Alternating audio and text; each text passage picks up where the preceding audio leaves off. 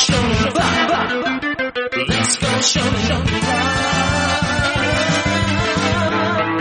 Welcome to this episode of Shonen Flop, where we talk about manga series in Shonen Jump that didn't make it big. However, this week we've got a little bit of a twist, where we're talking about a series that's actually still ongoing. I'm David. I'm Jordan. We're talking about Mashle, and we're joined by our guest, Adam. Hello. Adam, thank you so much for joining us today. Hey, thanks for having me. It's honestly a pleasure to be here. Would you like to introduce yourself to the audience? My name is Adam Tetramore. I am a co-host on a similarly themed manga podcast known as the Shonen Fiasco Show. You dare cough during my introduction? Oh, I'm laughing. I'm not coughing. Oh, look at us with our big rankings here, laughing at the smaller manga podcast. Funny because we sniped your name. I didn't want to bring it up, but let's talk about the fact that I tweet in January, the good month of 2020, and it starts with me just coming up with this fun premise, and I put down the name Shonen Flop as a tentative title. And what happens months down the line? I see that gets sniped. And now I've just been brought on here just for mockery. It was a great name. Our legal department cleared it. I'm sorry you were not quick enough on the draw. Your legal department could have Googled Shonen Flop to really clear it. We did. Can I tell you something? Sure. We had a logo with the name and everything. And when we figured out that there was another podcast that had one episode out with the Shonen Flop title, my immediate thought is, how quickly can I become a copyright or trademark lawyer and just re-snipe this? That's my immediate thought. And since then, I've appreciated the Shonen Flop podcast. It's actually been a very high quality podcast that I'm very happy to have a friendly rivalry with. Sure. Friendly rivalry. But I will never forget the bitterness I felt losing that name. I had the URL. That must have been the hardest part. You can find us on shonenflop.com. I shouldn't admit this, but we don't have a URL. You snipe this, now you're in the shit pile. Jordan, go. Get the URL. This episode, we're going to find out just how much Jordan can bully me as we turn our tables to talking about the manga. Is it pronounced Mashle? Like, I'm not even trying to shit on you. Is it Mashle or Mashle? I thought it was Mashle, but I don't know where you could find like an official pronunciation for it at this point. I'm not gonna lie, I have no confidence in pronouncing anything in Shonen Jump because I've recently learned that it's actually called actage, not actage. You're fucking lying. Bullshit. It's true, it's pronounced actage, so don't have any faith in your ability to read anything legibly in Shonen Jump. It's okay, that's like when I found out that Eureka 7 is pronounced Eureka 7. Like, fuck off. They call her Elreka in the show. You have no excuse. Yeah, I know, and it took me so long to realize, wait, her name is spelled Eureka? This is similar where, like, a lot of the names in Japan where it's like an X, the X is silent. So I got a copy of the first issue of Spy Family, and she was pronouncing it Spy Family, and I was like, wow, I'm really impressed. You know the X is silent. She's like, what are you talking about? I was like, look at the title. And she's like, there's an X in the name? Because the logo just, like, makes the X really small, so she had never noticed. Famous one is Hunter x Hunter. Yes. Even Super Eye Patch Wolf pronounces the X, and I'm like, dude, what are you doing? Yeah, come on, man. You did an hour video essay on Hunter x Hunter, and you pronounced the name wrong the whole time. Super Eye Patch Wolf, by the way, love to have you on the show, so let us know. Thirsty. I like it.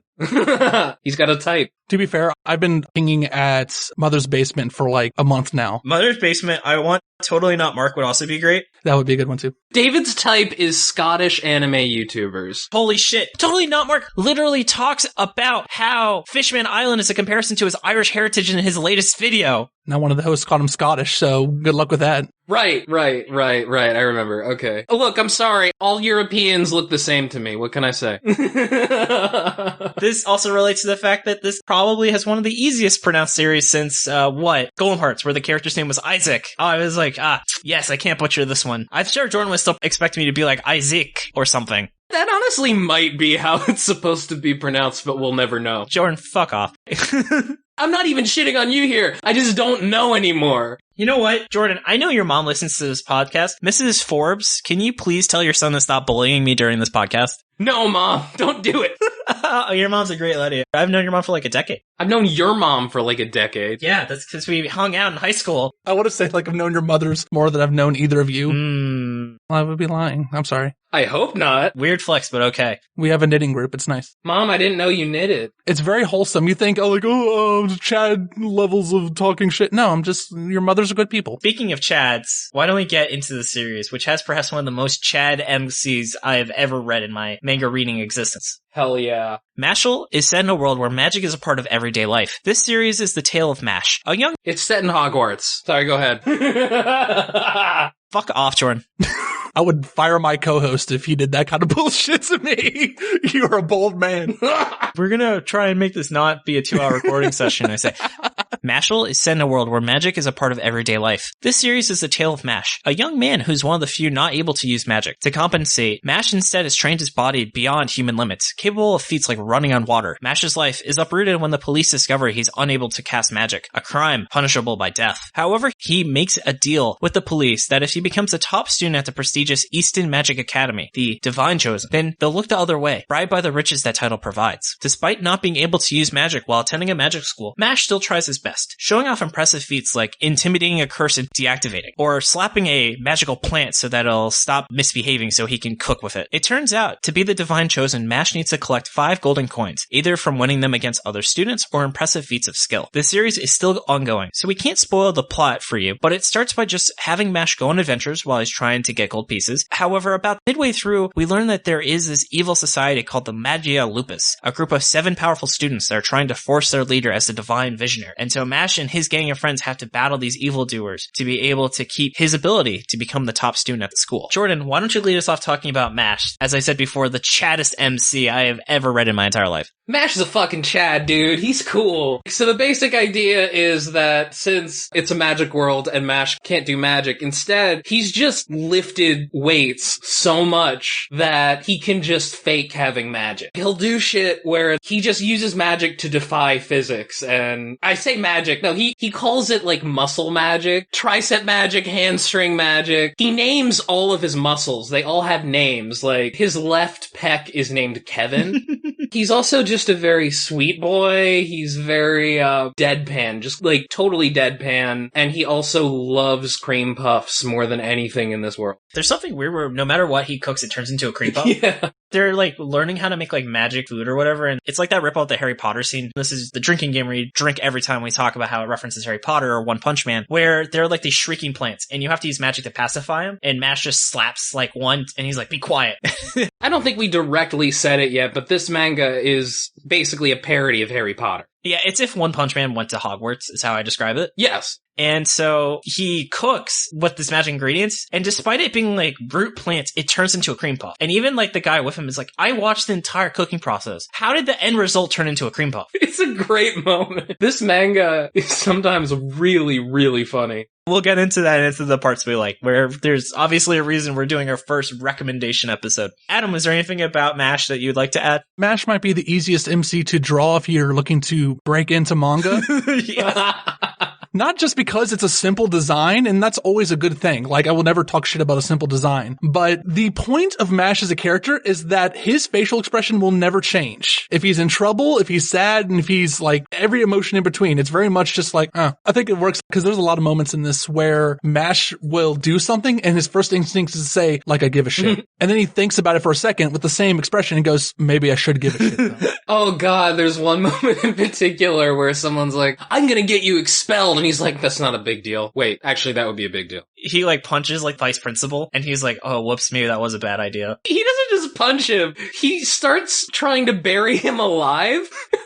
Oh yeah. It's great. Mash's muscles are so unbelievably powerful. It's kind of a thing where, like, even though he's the one without all the magic, he winds up kind of being the most magical person. He's kind of like Rock Lee. Yes, everyone is magical except for him. He versus Rock Lee would actually be a great fight. Yeah, that would be cool. I think Mash would still win. We'll have a poll. Listeners, why don't you tell us? The thing is, I'm not sure yet quite how invincible Mash is. Yeah, we've actually not seen Mash, like, go out. Trying to get there. We haven't seen other people go all out against Mash as much. Like, in One Punch Man, it's like you see Saitama getting hit by a guy who just decimated, like, hundreds of thousands of people. So it's like, okay, that does nothing to Saitama, so we know he's invincible. We haven't had somebody that powerful do anything to Mash yet. That's true. Because everyone he's fighting is students, so there's like a limit to how strong they are. Yeah. Speaking of students, why don't we turn it to the first student that Mash really becomes a friend with, Lemon. So essentially, she is just kind of the token female character, and she just kind of exists either to be a damsel in distress, which she has been at least 2 separate occasions, or really just kind of to be the female view on things, but just because everything's so ridiculous, it's not really that noticeable, because almost everyone just thinks Mash is absolutely insane anyway. I think she's more of a trope of shonen manga than any other kind of medium. You know, she is small and fragile and must be protected, and that sucks for her autonomy as a character, but, you know, that's not the point of her, I guess. She does have one of my favorite reactions, though. She tries to double-cross Mash when you first meet her, and she, like, puts shackles around his arms, and he just breaks through them, and she just says, "Holy cats!" She's like, it's impossible for someone to break the shackles, and then you're just like, oh, were they? Mash ruled.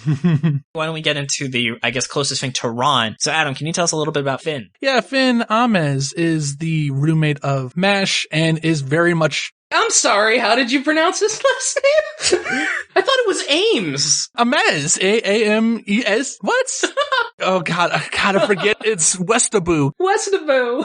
I'm reading it as if like, oh, break it into multiple syllables. Ames. But it's fucking Westaboo, so I have to say Ames. My bad. Okay, no. Finn Ames, the completely European character with a European name, is the roommate to Mash, who basically acts as a foil in the way of a genuinely good guy who doesn't want to upset the apple cart too much and is very timid and basically is there to establish that this is a world where even good people are put into situations where you have to backstab your friends and do everything you can to climb to the top, in an early arc in which he tries to backstab Mash, but realizes the folly of his ways because Mash is just too much of a badass. So that was a dumb idea. One of my favorite moments is actually where Finn keeps destroying Mash's books, and Mash is just like, "Hey, can I borrow your book?" And before Finn can answer, Mash just takes his book. He's like, "Thank you so much. You're such a really nice person. You're like my best friend." And he's just like, "Did I? I didn't say you could. Okay." Mash doesn't even care about the fact that he's being bullied. Like, you know, oh, he's the main character being brought down by the system. Mash doesn't really care that much about the system, so he really doesn't care that much about Finn's plight, about having to adhere to the system to a degree that it kind of puts him in moral conundrums that he kind of always fails at until he learns to be a better person and inspire his own virtuous nature through Mash's virtuous nature. Mash is such a good guy. It is very weird how every time we talk about either Lemon or Finn or any of these other characters, it comes back to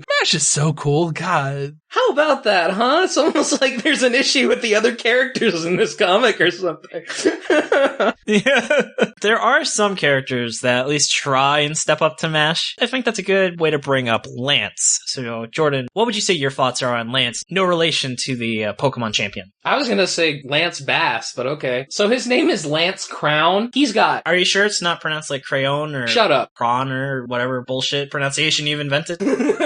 Yeah, Lance Crown. So one of the things in the manga is that, like, people have marks on their face, and the more marks you have, generally, the higher your power level is, I guess. Most people have 1. Lance has 2. So he's, like, more powerful than your average wizard, I suppose. He starts out as a bad guy who kidnaps Mash's friends in order to steal a coin from Mash. He uses gravity magic, where he says graviole, which I always loved reading as gravioli. Gravioli, give me the formioli. Or give me the coinioli.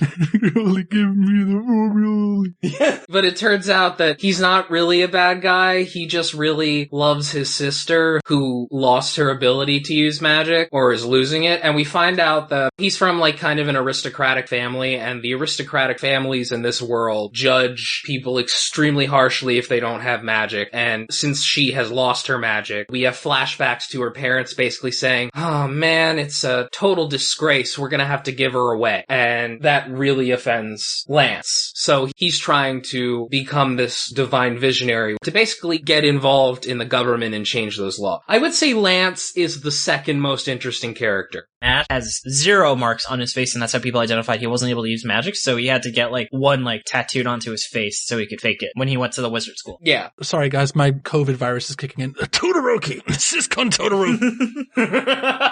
Is it Todoroki? Todoroki, Sasuke, pick a, you know, cool rival character that's just chilling in the background and is passionate about family, but that doesn't really come out on first impression. Yeah, although his passion for his little sister is weird. Like, Mash kind of is like, you're kind of creepy, man. Yes. For the last character, we have Doubt Barrett. I think he's supposed to be like a main character parody. Pretty much, he's like the hot-headed, oh, I love fighting, I'm not very smart, but, I'm brave and love my friends, blah, blah, blah, that you see in like pretty much every series we've covered so far. Well, like, literally the first thing we see of him is he says, I'm the main character! Yes, he does. Can I make a mention of something to all mangakas? You can't have characters that aren't your main characters call themselves main characters anymore. Because it's kind of funny, 5 years ago you had a character that treat life as if they're in a story, which serendipitously enough they are. But this is one of those things that I've seen actually a lot of, is the minor character that is certain, absolutely certain that he is the guy. The one time I think it was really cool was, I'm trying to remember the name of one of the main characters from Final Fantasy XII. Bosh, I know what you're talking about. Yeah, because he was pretty badass, and I think he was originally supposed to be the main character anyway. And then they gave it to Vaughn, who sucks. Dot sure seems pretty weak, huh? But don't worry, it turns out that he secretly has a cross on his forehead, and it gives him superpowers when he gets really angry. He really is the main character. He is, yeah. Except he's not. Because he's in Mashle. He also shows up like halfway through the series so far. Now, to be fair, it took 7 chapters for Dr. Stone to figure out who its main character was. Also, to be fair, I say halfway point, but this is going to keep going, so it'll be less weird as the series goes on. That's a really good segue into manga details. So thank you, Jordan. It would have been a good segue until you said, here's a good segue. Oh, no, I ain't did that part. Big brain, I like it. Yeah. I've chef-kissed my own segue sometimes. Last week, I'm pretty sure I did that. Let's get into author details. So, Jordan, would you like to tell us what the creator of Mashle's name is? Hajime Komodo? Not even close, but thank you for taking the bullet on that one. Well, how is his name pronounced? Oh, I have no idea. But I know you didn't either. I don't claim to be an expert. Mashle started January 27th, 2020, and it's still ongoing. It's got 3 volumes and 30 chapters. One thing to really note, as we've discussed a little bit, this series just really wears the influence from One Punch Man and Harry Potter on its sleeve, along with a little bit of Mob Psycho. Adam, I know you really in particular had some thoughts about how you want to discuss the influences on this series so far. There is absolutely influences from Harry Potter, but the dynamic of the world in which magic is the sole source of everything, that's a Black Clover thing. So for me, it is a combination of the works of either One Punch Man or Mob Psycho 100, and the setting of, magic is the defining trait of everything of Black Clover. And influence in manga is prevalent everywhere. Everything is just a ripoff of Fist of the North Star or Slam Dunk or, any of the old masters' works.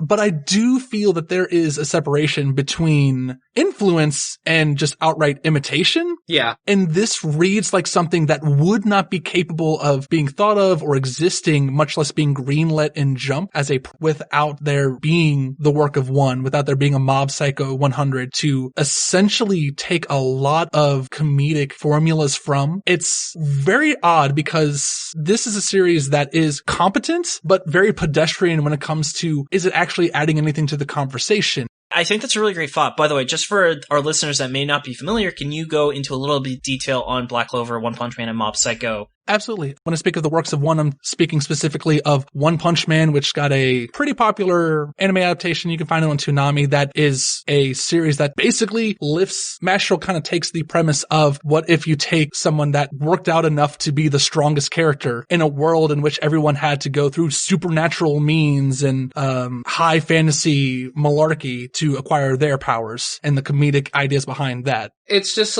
what if there's this world and everyone's a superhero, but then there's just this derpy guy who is just stronger than everybody else. Don't worry about it. The whole point is that he just is stronger than everybody else. It's called One Punch Man because he literally beats everything with one punch. And it's actually a fucking great series. It's really good. For sure. And then can we go into a little bit about Mob Psycho 100, which is another work from the same author? Yeah, the Mob Psycho 100 anime is a must-watch, instant classic type thing. If you haven't watched it yet, watch it. And then read Mashle and see how much of a similarity there is in the protagonist and having someone that has dulled their emotions down to a comedic degree where they are put in outlandish situations, but their kind of cool-headedness and emotionless approach to it adds a comedic bent in the sense of they are the straight man in their own comedy manga. Mash also literally has Mob's haircut. Mob also has the same trait as Saitama, who is the main character of One Punch Man, where he's just exponentially more powerful than pretty much every character, where Mob is not quite as overpowered, where he just can't have real fights, but you know, going into about 95% of his altercations, he's going to win without being a significant challenge to him.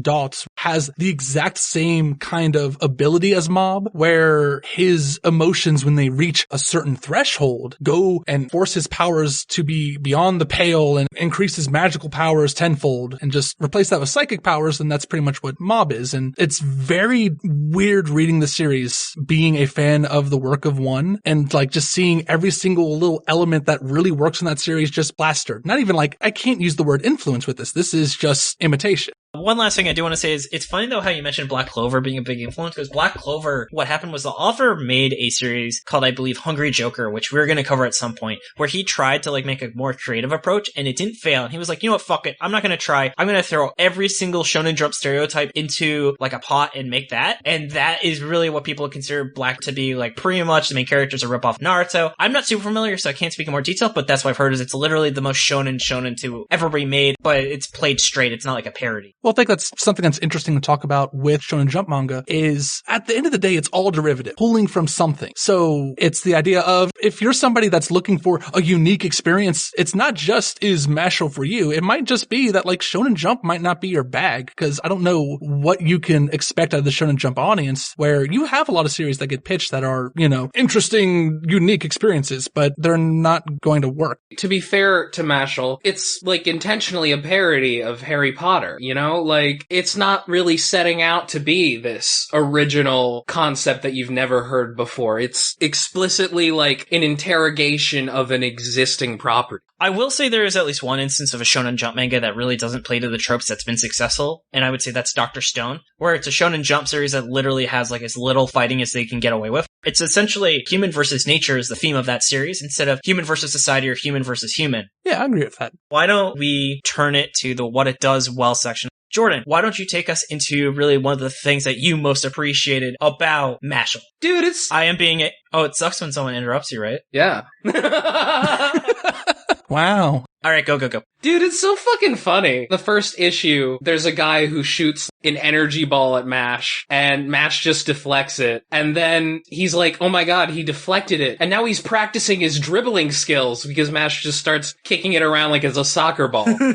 But the other thing is, what the guy does is he makes this face. Yes. The face. That shows up a lot in Mashle. It's just like this one style of reaction face, and it's funny literally every time it shows up. You're not wrong. It is one of the funniest faces I've ever seen. It doesn't stop being funny. It's just great. There's a lot of shit series that have like one okay joke and they just run it through the ground. But it's like Mashle like built like a fucking like tunnel out of this one joke because of how run through the ground. But it's like the infrastructure of the entire series. It's like a load bearing joke. Yeah. This series would not have run this long if it wasn't so funny how he has figured out the perfect reaction face of someone getting hit in the face, where he literally draws at the same time. But after 30 chapters, it has not been any less funny, even though it's the exact same joke every single time. It's great. If you guys are curious what I'm talking about, we copied the face in the art of this episode. So the face that Harry Potter is making while he's getting hit by Mash is the face we're talking about. It's so fucking good. It's just this weird face that's like a combination of astonishment, sorrow, and just like hopelessness. It's like, oh, it's great. It actually makes me think of like whenever in One Piece somebody is shocked something happens, but drawn so much more efficiently. Yeah, the face fall. Yeah. That's such an American animation thing he took, and he just somehow has like integrated into what's like a cornerstone of Japanese culture now. Oh my god, it's fucking great. In regards to the humor, it's also very universal. It's dry, but I don't think this is something where you feel like you're missing out because you're an American, which if you read Japanese gag manga or comedy manga, that's kind of the go-to experience. It's not meant for you, but something about the comedy of Mashle is universal. You will find this series funny. I thought this series reminds me a lot of Cromartie High School, where it's the same type of humor. It's clearly Japanese humor. Like, I wouldn't have seen an American do this kind of stuff. Yeah. One of the best jokes that happen in this series is whenever Mash imitates magic. Because the way he gets through it is by just faking the magic that he's seeing just with strength. Like, one of the funniest things is they're supposed to make a rock float, so Mash just jams his thumb into the side of the rock and does that, like, magician parlor trick where you can kind of make it look like it's floating, like you're not actually holding on to it, but you are. Oh my god, one of the first moments, they're all standing in this huge assembly, and one of the guys who's like an asshole teacher is just looking, and he sees Mash, who's just standing there, like, pumping iron in the middle of this crowded area. And he's just like, is anybody else seeing this? I think that's actually a huge portion of Mash's humor is dickheads being sad. Just like somebody is just like, what happened? Yeah, it's great. I also appreciate that the author, I think, probably worked out because Mash does some exercises that are a little bit, they're not like crazy obscure, but they're like, if you didn't know lifting, you wouldn't know. Like, Mash does front squats. He does like oblique training where, like, instead of it just always being bench pressing, he's actually doing like legitimate exercises someone who's working out would need to do. It sort of reminds me of Baki. Oh god. I think these two are on the opposite art spectrum.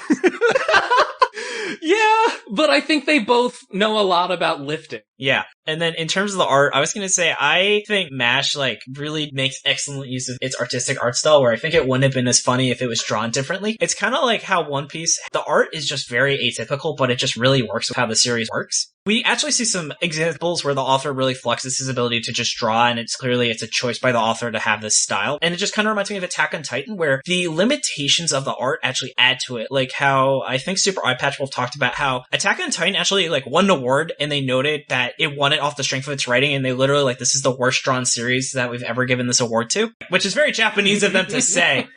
Actually, I don't think it was Attack on Titan, it was a different series he made, but it's the same idea where this author clearly could have done it in a much more realistic, like a Dr. Stone level of art based on some of the art things he draws, and it just would not have been as interesting. Well, there's also like a moment that you pointed it out, chapter 15. I reread it and it's like an explicit like demarcation. Like chapter 14 is drawn a certain way and then chapter 15 suddenly has more detail. And like the faces are more solid. Everything's like a little bit more refined. Chapter 15, I think, is when the author realized the series was actually picking up and it was popular, and he's like, oh, fuck, I should probably really try. I feel like he legitimately thought the series was going to do, like, maybe 2 or 3 volumes, and that's it. And then he got, like, the first volume sales numbers, and he's like, oh, shit, I'm in it for the long haul. I don't think you're wrong. I think it was also the point where he was like, I really can't do like 100 chapters of this goofy Harry Potter parody if it's just goofy Harry Potter. Adam, what would you like to say as some of the things that you've really appreciated about this series? Nothing.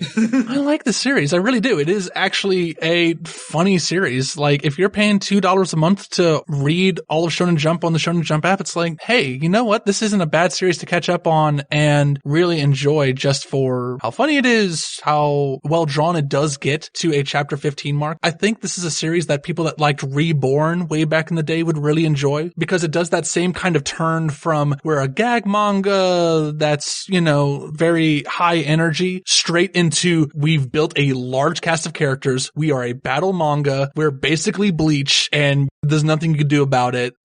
I do agree that, you know, that's kind of where the series is heading. And I'm kind of excited to see the art and the stakes kind of pick up from here. But where it's at right now after 30 chapters, it's perfectly serviceable, quick and easy read that will make you laugh, will have you feel excited. I don't think there's anything wrong with the emotions that this series will convey in you in terms of, you know, what any Shonen Jump series would aspire to convey in its readers. I love how you're like on this recommendation episode and you're like, Mashle, C+.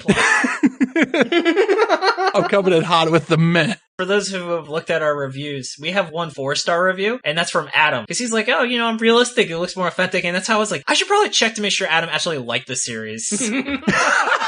Nobody watches a podcast with a pure 5.0 rating. You gotta get that, that sweet spot of 4.8, 4.7. Really? Really? They don't? No, he's not wrong. It's like how I would trust a doctor with like a 98% success rate over a doctor with a 100% success rate. I like you just know that if you didn't give us a 4-star, literally everybody else would rate us 5-star. I appreciate that. I respect the equality. I know what's going to happen through the minds of your listeners. Okay, and then to get back, though, to the positives, I have some final thoughts, but do you guys have any last things? The way that it uses this idea of magic being like a eugenics kind of thing. Yeah. Because the idea is MASH doesn't have this mark, MASH is not able to use magic, and people without magic are weak and worthless, so they don't deserve to live. It's a commentary on racism, it's a commentary on ableism, most directly, I feel. And I think it's pretty effective. It's also very clearly a commentary on class, because everybody who's born into like an aristocratic magic family, they talk about how they have this idea that they are extremely worthy because they can do magic, and everybody else that can't is dragged down. And it shows some horror behind it. It shows that like these people's families only give a shit about them if they're powerful and if they can contribute. Yeah. And then in terms of myself, just a few little things. Chapter 16 really showed that the series can actually have some really cool moments that aren't just based in parody. Like, so for context, MASH is fighting like this evil asshole wizard, and he's like, you can hit me 10 times and then leave my friends alone. And the dude like hits him twice with like really strong attack. And then MASH just like destroys his attacks and beats the fuck out of him just to prove that MASH is that much stronger than him. But then he's like, you got 8 more hits on me. And the dude is obviously just like shits himself. I like that a lot. In a vacuum, that was just a completely awesome moment, and I just wholesale feel like that was just good writing. I mean, it was like a badass, cool shonen moment, but there's not really a moment that stuck out to me. It's like, oh, it's clearly riffing this scene. It was also great, even though it wasn't funny, you know? Which was definitely a struggle in the first like half of the series, where I was like, besides humor, what is this bringing to the table? And that really showed that the writer has some actual potential besides the gag. The next thing is, I really just love how much of a Chad MASH is. He is. Without a doubt, the funniest moment in the series, I sent people to say, you gotta read this series, is when he's in the woods, there's like this lady wizard working for the dude who I just talked about that was like trying to beat him up. And she's like trying to play MASH. Let me try and play as this dumb, clueless girl. Oh, he was using me to get to you. Yeah. And MASH just goes, you know what? It's okay. I understand. She thinks she's gonna hug him, and he grabs her and he suplexes her into the ground. And he's like, I believe in equality.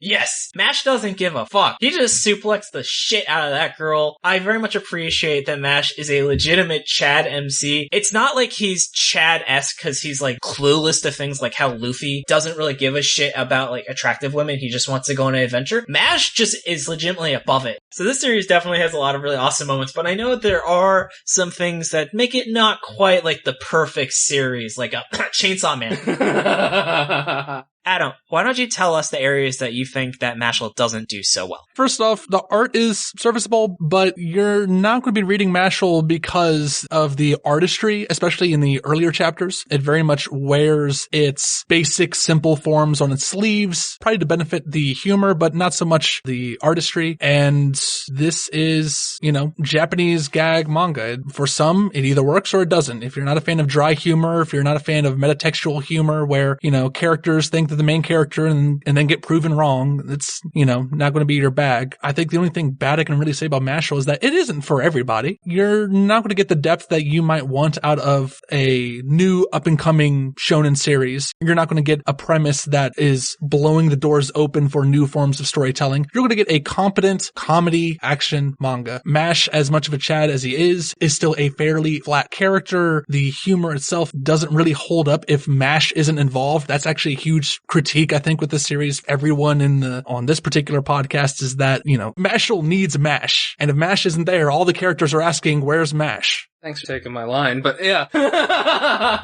This isn't really pushing the cutting edge on what shonen storytelling could be. And as we get into the era of Shonen Jump without a One Piece, without a massive guaranteed hit, I don't think Mashle's the series that Shonen Jump needs, but it works. I also want to say that the supporting cast is a problem. They're not really that interesting. Like with One Punch Man, one of the whole things is that a lot of the time Saitama isn't there because Saitama is the main character and who is the One Punch Man. Like, that if he's there, he'll just win automatically. So a lot of the drama comes from the fact that these characters who you learn to love and appreciate have to fight off these monsters that maybe only Saitama can. And they try and do that a little bit here, but it's not nearly as interesting because these characters just aren't. Yeah, One Punch Man, I think really for I don't even remember, its first year at the very least, it really was the Saitama show. And and they were able to build up characters. And so really, they, one, waited to have a cast that he could be like, let's not see Saitama for a while so we can do some other things, which this series I think hasn't had a chance yet. Talking about the weaknesses of the characters, it does have the unfortunate fault where there is literally no interesting female characters in this series revealed so far. As I said, Lemon has been kidnapped twice. This current arc is them rescuing her. We don't even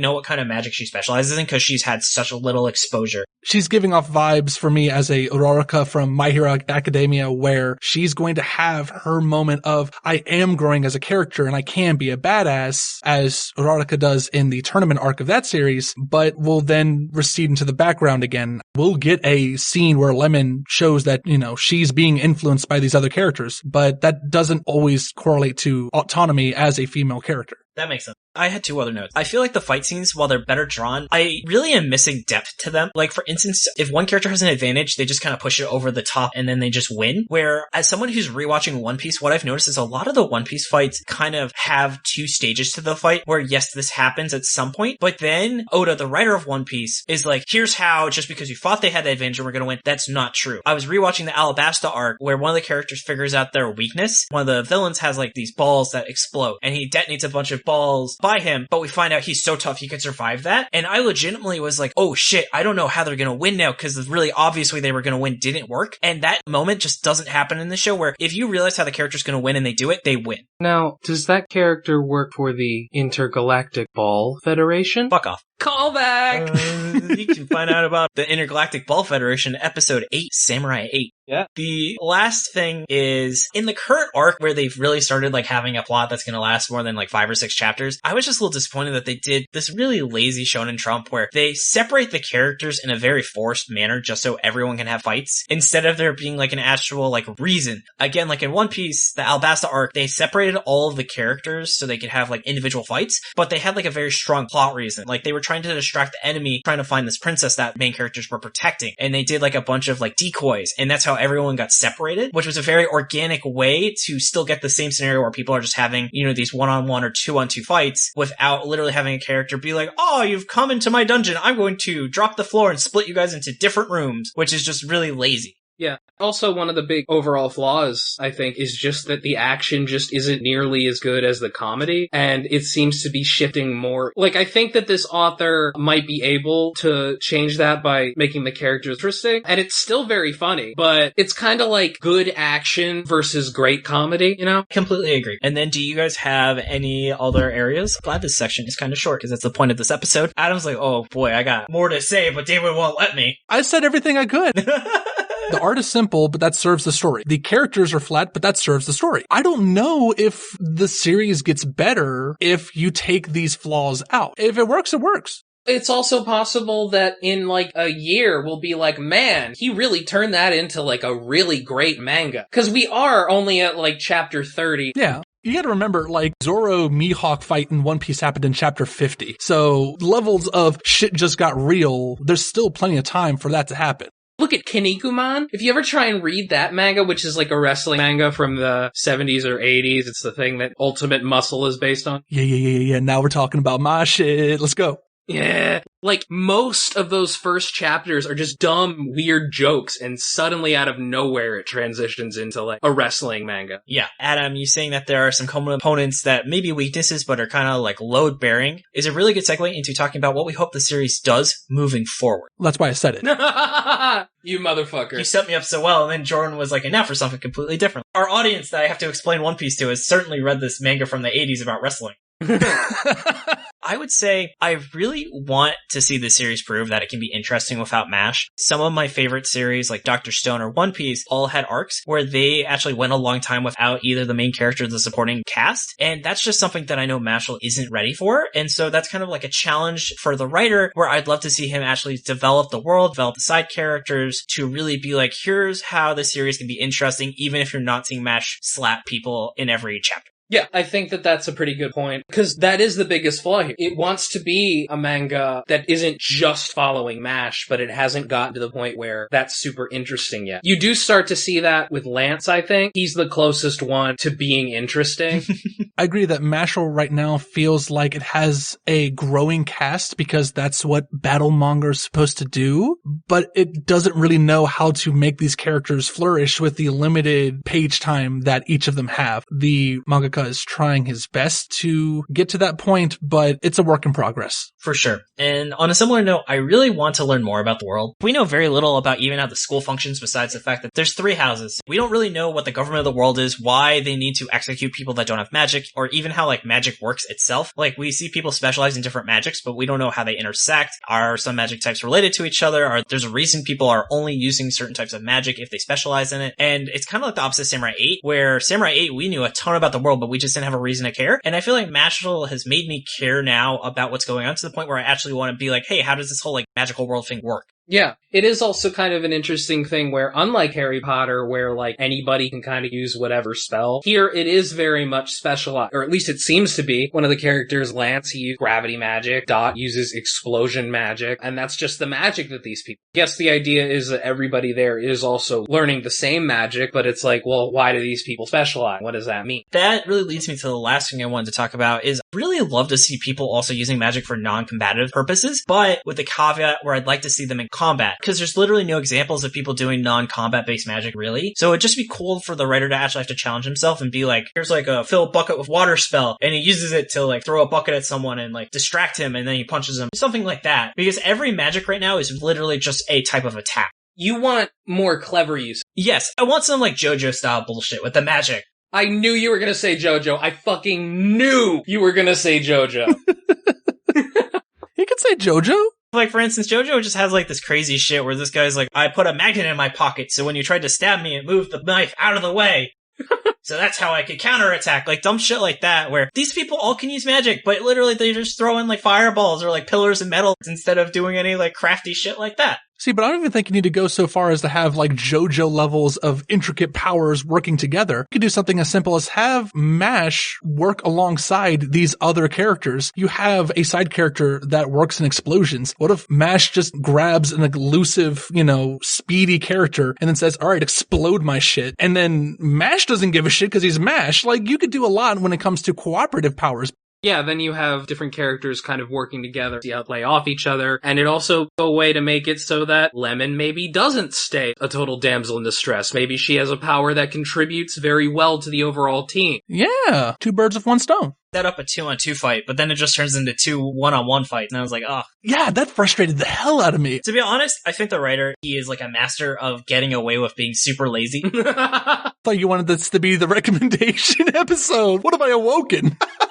I applaud it. I am super lazy too. I actually consider the height of intelligence to be the laziest you can be while still being successful. And that's what this writer is. He's created a reason why he can be lazy with the art because it adds to the humor. He's lazy with the writing because it's a parody. And it's still a great series, but like you can see when he tries, like with the forest scene, that it's super awesome. So you know he has the potential, but otherwise, yeah, he's getting away with like doing the bare minimum and people are loving it for it. Like we're applauding him. That's almost kind of the point of the manga in a lot of places. Like, one of the early jokes that happens is when Mash shows up for orientation, the guy running it makes all these chairs appear out of nowhere. And well, everyone around him is like, whoa, that's impressive, whoa. And Mash is just kind of like, why didn't he just set that up where we got I feel like we're kind of getting into like final verdict stuff. You guys had any other kind of things you'd like to see for the series? For me, as a personal kind of desire, I would like to see this author have more of a voice, have more of his own kind of ideas on how the story should develop without having to lean so heavily on the shoulders of giants he's doing a goddamn parade on. But at the same time, it's like, man, if you get too experimental, you mess up the flow of this really, really successful series. I don't know. I don't think you follow that advice. I would give that advice. I think you should always try to create something new rather than lean too heavy on your inspiration. But what works, works. And I don't think that's the advice I would give if the goal is, make as much money as possible. Capitalism, baby. I would like to see more of an examination of the world, yeah. I think there are a lot of interesting themes here, and I would like to see it explored more, like the themes of class and racism and radicalization are very interesting and I think very relevant. I think that this manga does have things to say about it. I think it does a better job of saying some of that shit than Harry Potter does, and I'd like to see where it ends up. I agree. I know you guys are very excited to go into final verdict, but we do have one more section for that, which is the miscellaneous plot. So Jordan, why don't you lead us off? So first of all, the Dumbledore stand-in's name is Wahlberg, which I thought was really funny. Every time I see him, I'm like, oh, it's Marky Mark with a beard. The Funky Bunch. In the Boston accent. Listen, Mashle, you're gonna learn spells. That wasn't a Boston accent. That was an Australian accent.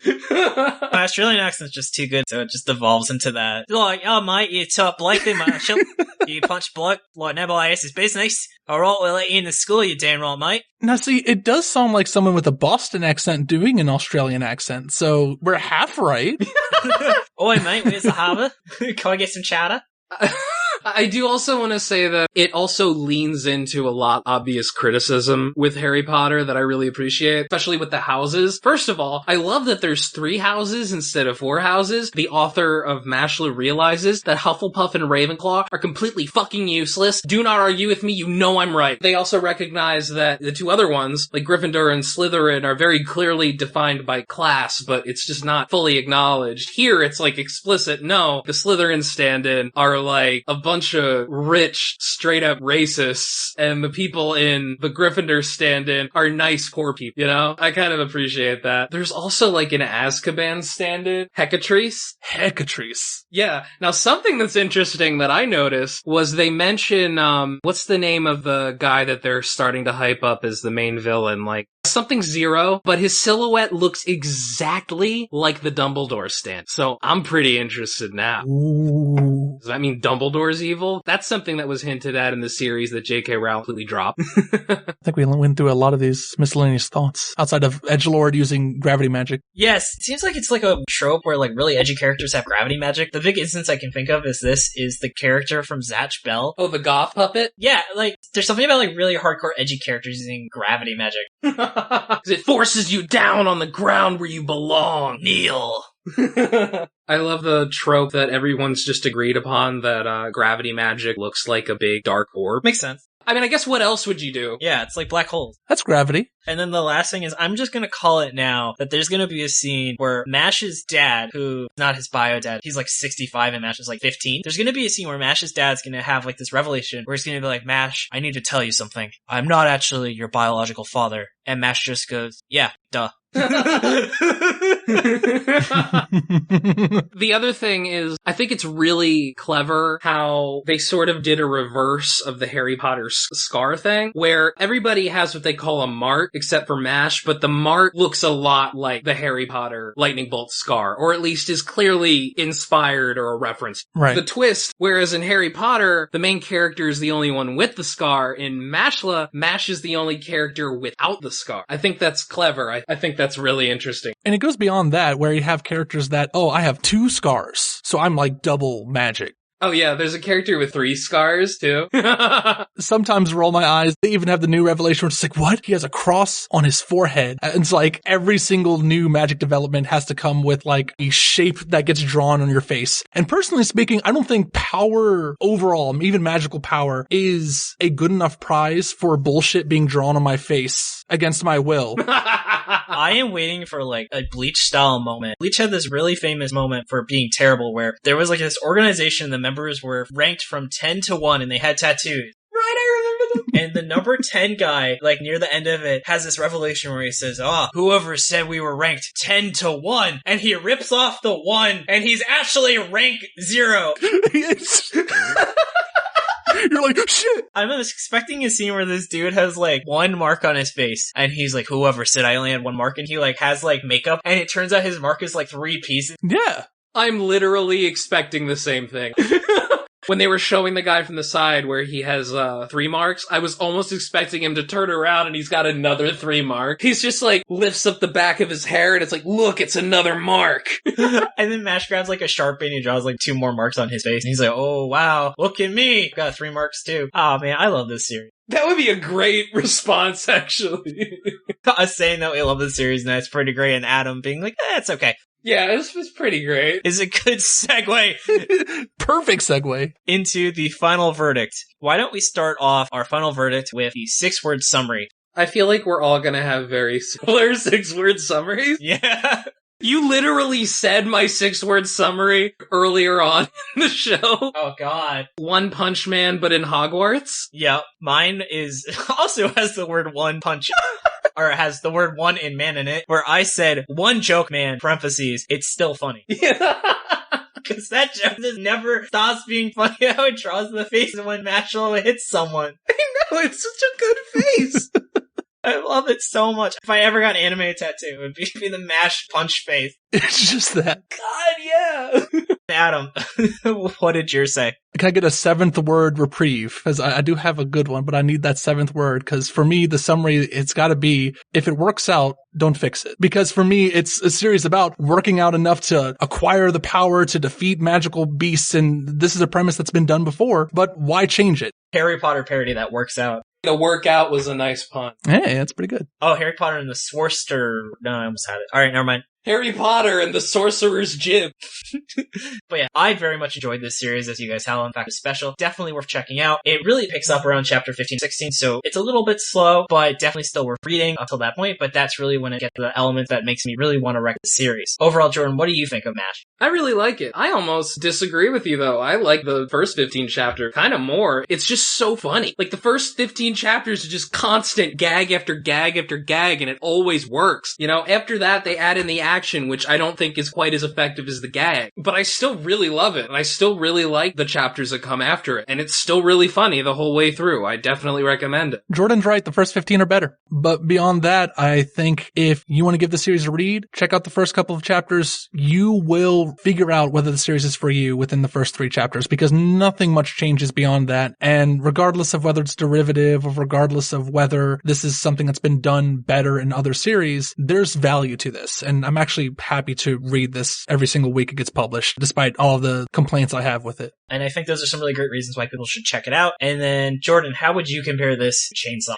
Oh, Chainsaw Man's better, dude. Like, Chainsaw Man is a masterpiece, so... Getting so much better every single week. You gotta read Chainsaw Man, y'all. It's really good. Yeah. God, what if, like, we say this and then the next Chainsaw Man chapter just completely ruins the entire series? Knock on wood. I don't think it will. Thank you so much for joining us. I just want to wrap things up with some shoutouts. First of all, props to Jordan for making the awesome theme song that you heard at the start of this episode. You, dear listener, may notice that we actually slightly changed it a little. The crash cymbals sounded like garbage. They really did.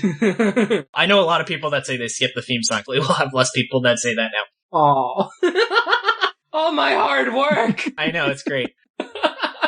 I also want to give props to Aaliyah for making this episode cover and Nigel Francis for being our generous art benefactor. I also want to thank Tim Plumador, who is doing some awesome stuff as our social media manager. A very special thanks to Adam for joining us. Thank you so much for having me on. It's honestly been a lot of fun. Adam, is there anything you would like to share with our listeners? Yeah, absolutely. I am the co-host of a rival canceled Shonen Jump manga podcast known as the Shonen Fiasco Show. If you are looking for more discussions on the kind of hidden gems of Shonen Jump, give us a listen. I kind of love that both of our shows exist because this is such a good show for talking about how a series should be read because it's entertaining. Over at the Shonen Fiasco Show, we talk a lot more about how you should be reading some of this, improve on your own creative pursuits, and learn a little bit about media criticism from a graduate of media criticism. You can find us over at the Shonen Fiasco Show on Spotify, and let me get my go-to URL up. Boo, boo, boo, boo, boo. We don't have a go-to URL. You can just Google us, Shonen Fiasco Show on Spotify. You have a search engine. What do you want from me?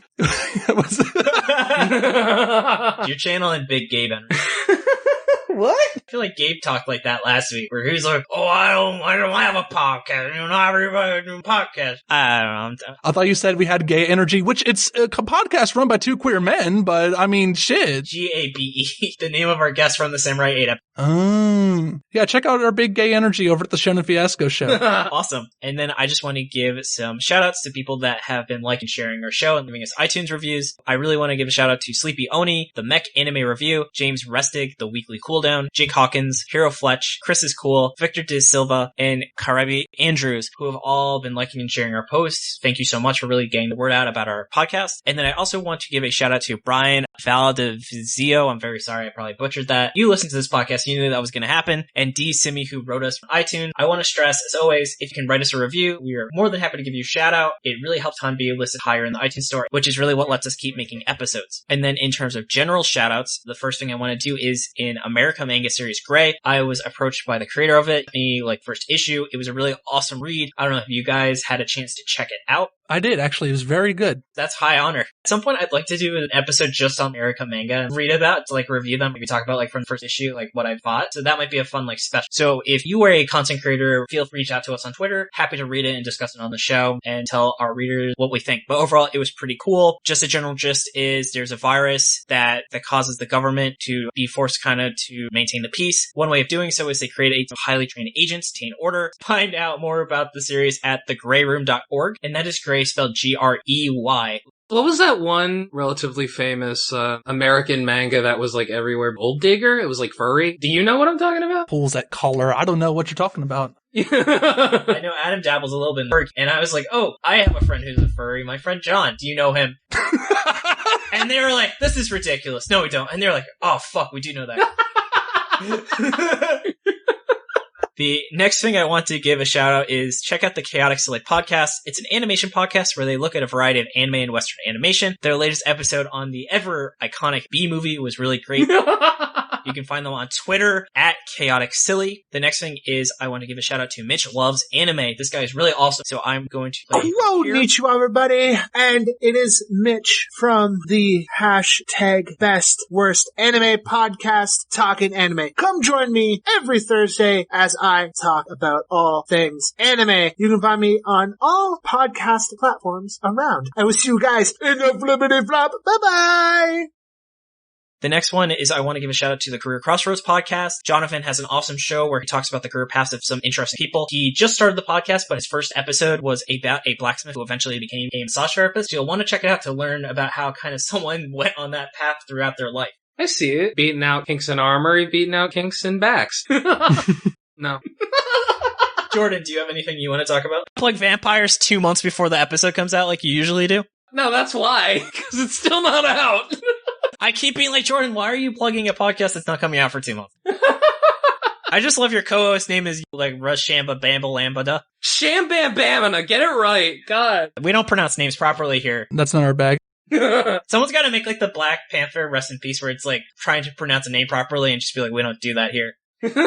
Thank you so much for joining us. You can find Shonen Flop on Facebook and Twitter at Shonen Flopcast and our website shonenflop.com. We're also on Spotify, iTunes. This has been David. This has been Jordan. This has been Adam. And you've been listening to Shonen Flop. Keep on flopping, floppers.